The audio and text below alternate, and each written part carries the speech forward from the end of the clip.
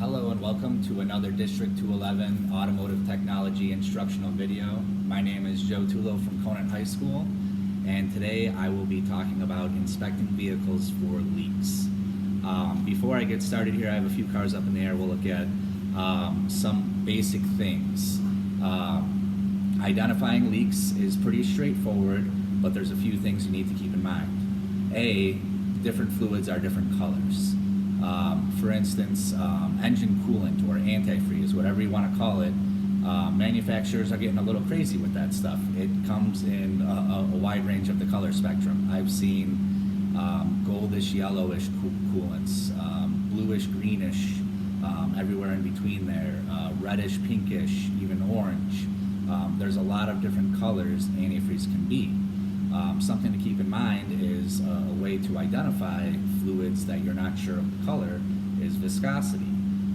Coolants will still feel slippery, but they'll be thinner. They're, up here it's for the most part half water.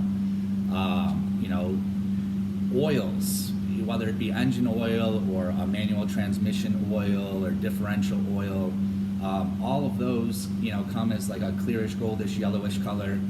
But as soon as they're in use, they do their job, and their job is to absorb dirt and grease and carbon and stuff like that. So if the fluid is not in a brand new part or a brand new car, when you see a leak, it's probably going to just look dirty.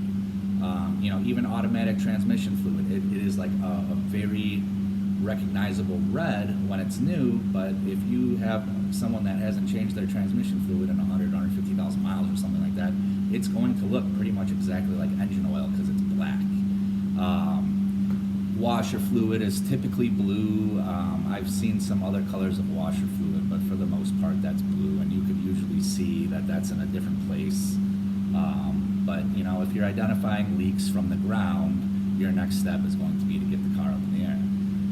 Another thing to keep in mind is pretty much every fluid in the vehicle has a flash point, and what that means is they can ignite at a certain temperature without a spark. And I learned this lesson the hard way with one of my cars. I actually had a coolant fire. I had no idea coolant could even burn. It's half water up here. You take your gallon of antifreeze or coolant, again, whatever you want to call it, and mix it with a gallon of water, and that's your mix, that you're putting into your car. It's 50-50. Even though it's half water, one of the main ingredients of the antifreeze is ethylene glycol, and that has a flash point of around 800, 850 degrees. So I had a situation where I had a coolant leak that hit very hot exhaust from a turbo car, and it did start on fire. It was crazy green flames and stuff like that. So be aware that, yes, fuel leaks are the most dangerous thing. You don't want any fuel leaks anywhere, big or small. They usually have a pretty good dead giveaway of being able to smell it. You can usually smell it in the car, around the car, in your garage. If there's a minor or massive fuel leak, gasoline is stinky. But that doesn't mean it is absolutely the most dangerous thing. Any fluid can be dangerous if it's leaking onto the exhaust or anything that's hot. If it gets to its flash point, oil, anything. I've seen oil fires. I've seen now a coolant fire. I'm sure even brake fluid has a flash point at a certain point. All of those things can be pretty dangerous.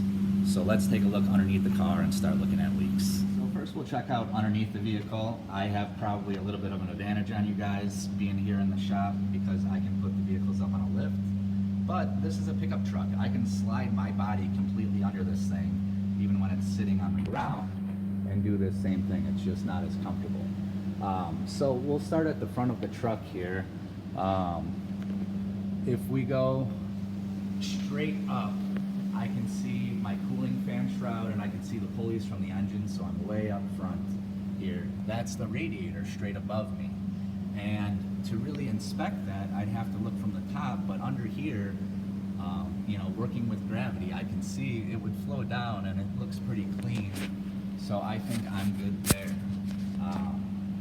I see a little residue on my lower radiator hose that's like kind of white and crystally, and a lot of times that's what dried up coolant looks like.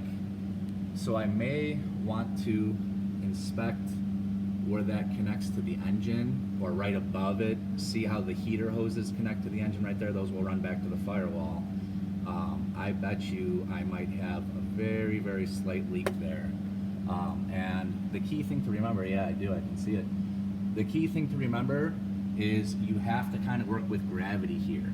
If you see a leak on that hose, don't assume it's that hose. Always look up from there.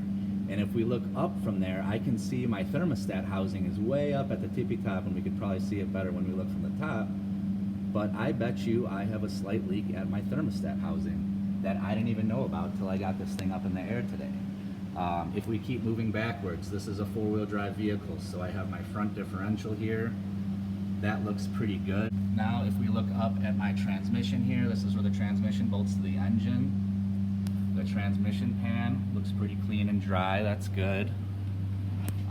Let's start looking to the right here, because I can see the fuel lines. So my fuel lines run along the frame rail here, and up this way, down along the frame rail. Everything looks clean and dry here. Dodge uses a lifelong fuel filter. So normally, like on Chevy trucks and stuff like that, you would see like a canister style fuel filter in line here somewhere. But Dodges don't have that, but that's an area you definitely want to inspect. Here's my fuel tank. This is a plastic fuel tank. It's, I believe, 27 gallons or 28 gallons or something like that. And it is plastic, but it looks clean and dry, so that's good.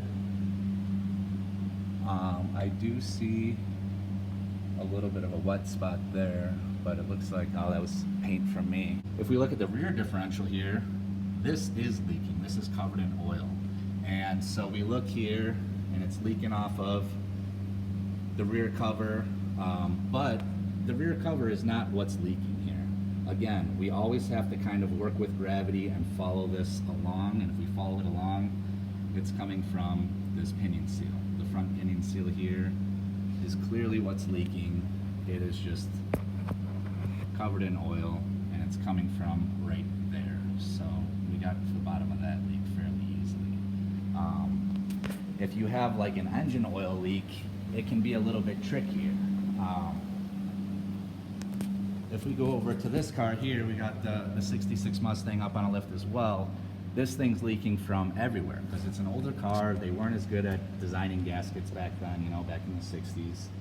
So all this stuff kind of leaks, and it's an old car. Who knows when this has, you know, been gone through. So this is my point exactly. A lot of people would look at this. This is the drain plug where you drain the oil to change it.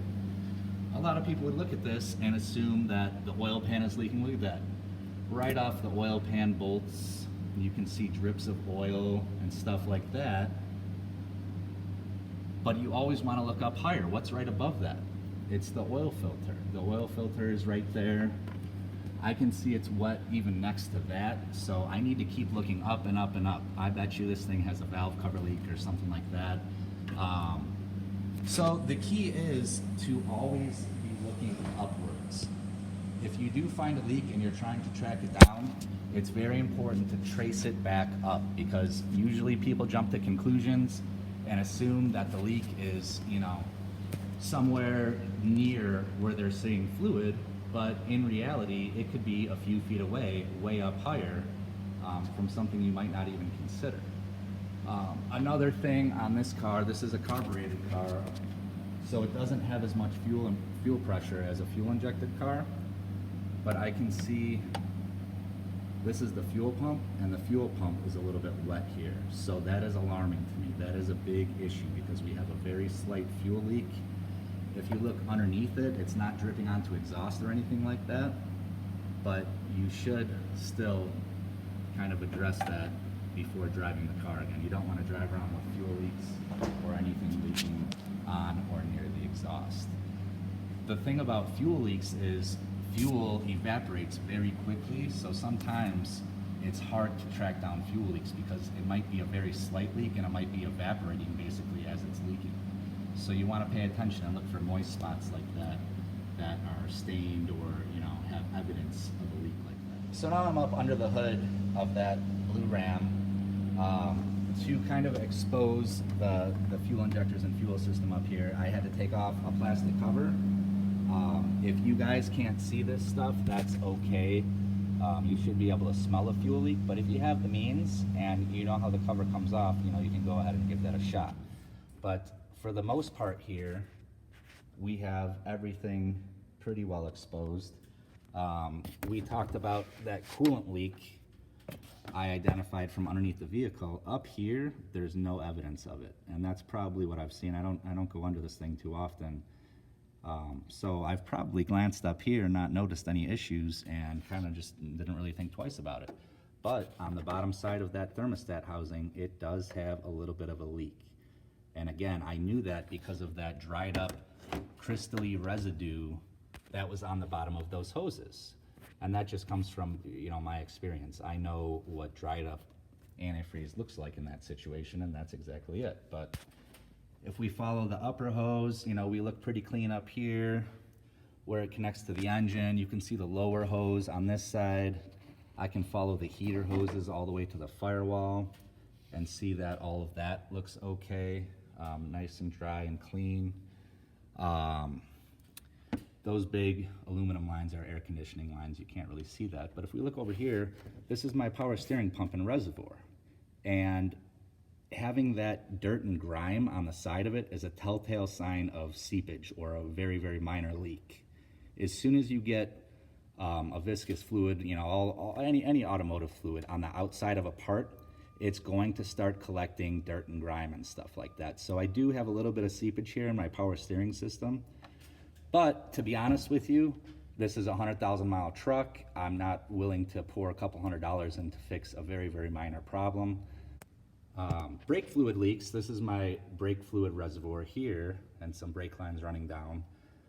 The front ones would go to the front wheels. The back one would go to the back wheels. This is another very major problem if you do have a leak. If you have a pressurized hydraulic brake leak, you have a situation where the car is unsafe to drive. Same thing with the fuel system. It's really tough to show you guys this on camera, but if we look here at this is a fuel rail, this silver rail that goes all the way to the back side. You can see where the fuel connects to the rail here, and then right here, down here, not this, but this, is where it transfers over to the other side. So this is a V8, so there's 4 cylinders over here, 4 cylinders over here. Now we looked at that 66 Mustang that's carbureted, that runs about 6 PSI of fuel pressure. So a leak there is not that dangerous, but in port fuel injection systems like this truck where the fuel injector sprays into the intake port, I've seen anywhere from 30 to 80 PSI of fuel pressure in these style of engines. So a leak here, a bad seal or something like that could potentially spray a lot of fuel very quickly, which could be the demise of your vehicle, period. You know, a fuel leak, or like we talked about, fluids leaking on the exhaust, can severely jeopardize your safety. Not safe to drive. So if you do see moisture around the fuel injectors, and it's going to be on the top side, the bottom O-ring is not really under pressure, that's more of engine vacuum, you have a big problem. So inspecting around the fuel injectors and around the fuel lines is important, but like I said, usually when you have a fuel leak, whether it's massive or slight, you usually start to smell the gas pretty quickly. If you have a situation where you really can't figure out a leak, these leak detection kits are great. You don't need a kit.